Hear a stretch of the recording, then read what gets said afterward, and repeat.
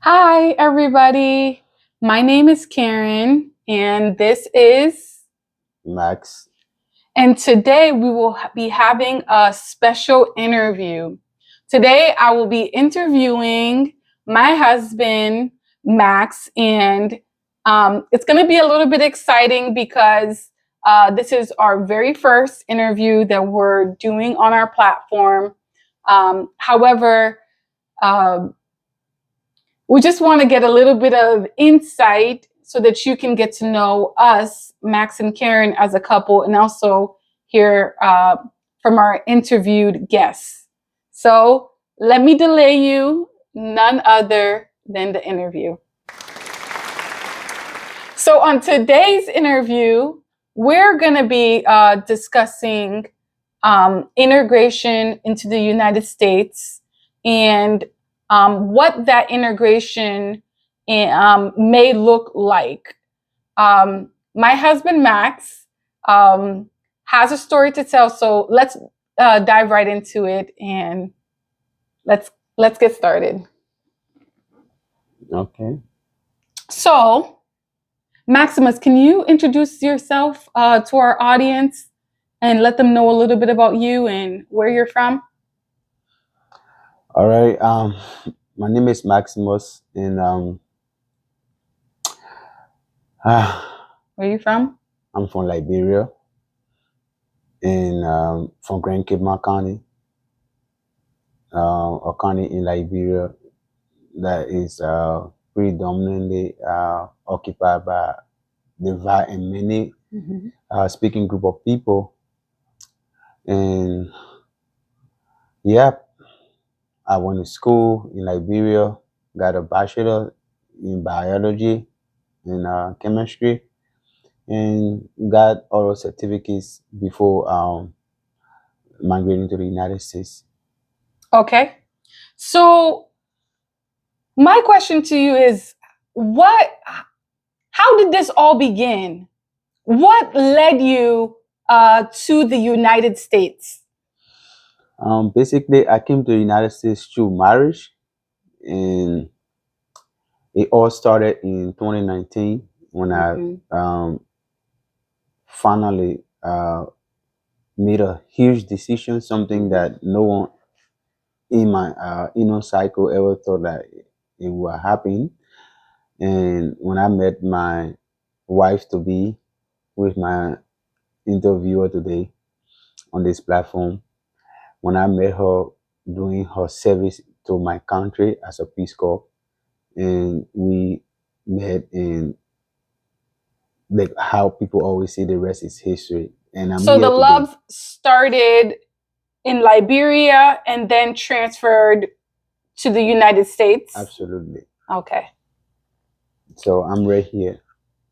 And what was that early initial transition to the United States like? How much time did you have to prepare to embark on your adventure to the United States? Wow. Well, coming to the United States was little unusual, simply because it happened during a time where we had a pandemic, Yeah. the COVID, and Liberia was also impacted by the COVID. So um, I waited almost 2 years to come over to the United States. I mean, there were constant engagement with the U.S. embassy back home, and they were only communicating and saying you have to wait because each time there is a communication and there is also another presidential proclamation from the then president Donald Trump. So yeah, we had a lot of delays, but finally, when it was time, it just happened. It was so fast, and So, just for our timeline purposes, you met your wife in 2019. When did you actually travel over to the United States? we met in 2019, got engaged some little part of 2019, and then she left and she came back, and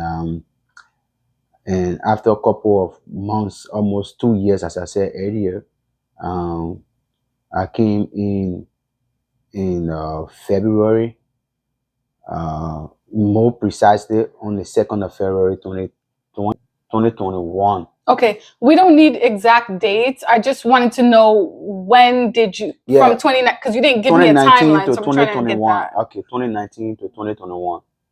Okay, Yeah. okay. So when you came in 2021, you did already explain that there was a whole pandemic going on, and there was a little bit like travel restrictions going on between your country and the United States. But what was that initial, like, what were you feeling? What were you thinking in your mind when you were preparing yourself to come to the United States? What were those first initial thoughts? I mean, the feelings of coming to the United States have always been, and it's always been, something extraordinary, especially when you are back home in Liberia, and you we heard so many good stories about the almighty America, and you feel so excited. You want to come to the place that we call the land of opportunities, and you want to come and live the American dream. You know, all those sweet things about America, and that's all that keep creating imagery in your mind, and you're so happy you want to come to America. So yes, like any other African who want to come to a country that is far ahead in technology, in everything, you feel good, you feel excited, you want to come. Yeah, but I mean, it's different from what you see from the outside. Then when you actually come in and you have the actual experience of what this all American dreams is all about. Sure. So we are in 2022, and this journey started for you in 2021.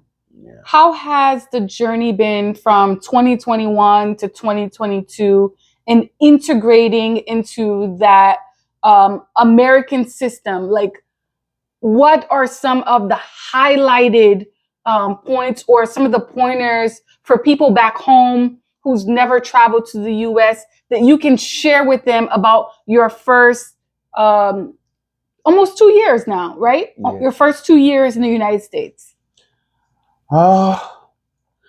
Thank you very much. That's a brilliant question. And for those of you who are listening to us wherever you are, if you are in Liberia, if you are in Africa, I want you to always believe that when you leave your country, there is another thing outside of your country that you will have to process carefully before you. In fact, let me just say it like this: if you have the opportunity to come to America, you must come with a plan. You must have a goal. You must have something that you envision that you want to accomplish. Because I'm saying that because America is a lot more different from what people outside actually think it is. It's central around capitalism, and everything you have to do here is all about work, work, work, work, and work.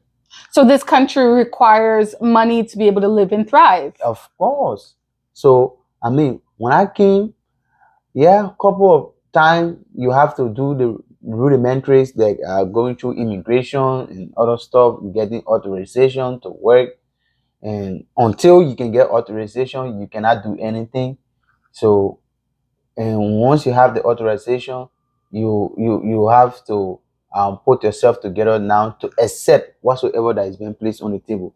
And whatsoever is placed on the table is that you have to work to live the life that you want to live. If you can't work, you cannot live the life. And there is no free there is no business as usual. There's no free meal. So If you will want to live a good life, you have to do self-investment, especially for us coming from Africa. Let me make this clear. If you come to America, you have to come with a plan, like I said earlier. Mhm. You have to be determined, you have to be focused, and you also have to be disciplined. And in fact, that is the hallmark, discipline. Because if you are not disciplined enough, you will find yourself by the wayside in not too long. Financially, you have to be disciplined. Professionally, you have to be disciplined. Mhm. There are things we do in Africa and go with impunity, but yet the laws are strict, and anything that you do to contravene the law, you will be held liable and you're going to pay for it. So, coming to America, you have to come with a plan. And the plan is not to say, oh, I'm going to get the almighty American dream. Yes, you're going to get the houses, but those houses are never owned by you. You're going to pay for them, but you'll still pay property tax. And when you fail to pay your property tax, they're going to take it from you. So, I mean, absolutely, you don't own anything. So, you have to keep working. You work until you get old. And even in retirement, you get Social Security. Yes, I know. But the Social Security is not also enough again to pay the bills. So, sometimes people will have to still be doing some little work to supplement it. Okay, got it. So I wanted to ask you, you came to the United States. Did you have, I know you said that you came here married, so I'm presuming that your wife might have had a job and been working to help support in some way in the meantime. However, did you have any people come out and give you any important pieces of advice on how to live and thrive in the United States, whether it's financially, academically, professionally? What advice did people, close friends or family, give you to kind of help you along the way? One of the things that you will always have to keep in mind, many of my families here, they are good, good inspirational speakers. They motivate you. They give you all of the support, uh, psychologically, mentally, and every other But sort of any thing. key points that stood out to you throughout? Basically, they said all of them were always there. Keep your heads up. If you want to be successful in this country, you got to do what you got to do by keeping your heads up, not looking down, not giving up, because there is more thrown at you. One, when you come to the country, you have, to some extent, language barrier. You have to face that, and also you have to understand um the operation of the system. How do you go about getting things done? How do you go about setting things in order? Or else, that means it requires you asking critical questions and demanding those answers. See what I'm saying? So you have to have an open mindset. There are times you say you come here as a professional, but this country will not give you the standard of your profession, your professionalism from back home. Okay. Until you come and prove your worth and get certified in their system, and then you have the liberty to explore all the other opportunities that come along with it. So one thing I can always say to you, when you come here with your plan is to acquire the education, good, and work honestly, pay your bills on time, make money, and don't forget about doing your investment back home as a fallback. So in the event that you know it's not working, and it will not always work for you, not everyone it work for. Sometimes if it's not working for you here, you know that you can always go back home and you can always live a better life, and that's the most important thing. I like that you said that you, even though you may have a little bit of setback from your professional or your academic background from home, coming to the United States, but you still need to be able to prove yourself what's coming here. So sometimes that may require you to go back to school and take a couple of classes, or it may even require, if it's a heavy or thick language barrier, taking some maybe English as a second language courses to kind of get yourself up to speed with the country. So I really like that you shared those two things. Last question. Did your family back home, your parents, your siblings, or even some of your close friends share any good pieces of advice to you while you were integrating here in the United States that you kind of still remember? Yeah. I mean, my parents are always taught us to be contented, to be honest and just. My friends and everyone back home, they all reminds me that I should not forget about where I came from, because in fact that's the major thing that every African parents will always say to their child when they are leaving. Say, if you know where you came from, then you know where you are going. So that keeps resonating in my mind, and for that, every step along the way, I always remember that, and I say, oh yeah, I know where I came from. I came from a very humble beginning. My family never had it all, but yet and still, my dad and my mom and my uncles and other family members strive, and I mean, they push us, and we went to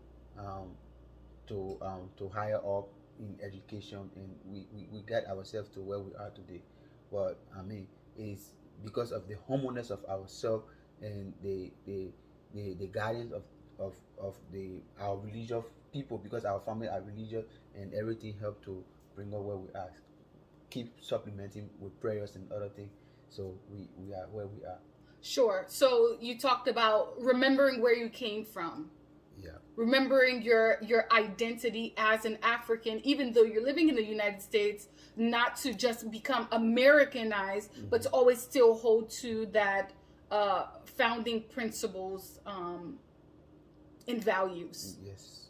Those are all great and excellent answers to the questions I have for you today. We didn't have much time to talk. I wish we could dibble-dabble a little bit more into it, but we thank you so much for coming and being our first interviewee on the show, and we're happy to have you. Thank you so much, Maximus. Thank you. I appreciate that. All right. It was nice speaking with you today. All right. Thank you. Thank you. There you go. There you have it. Our first interview, Maxim Karen. Stay tuned if you like this content for more.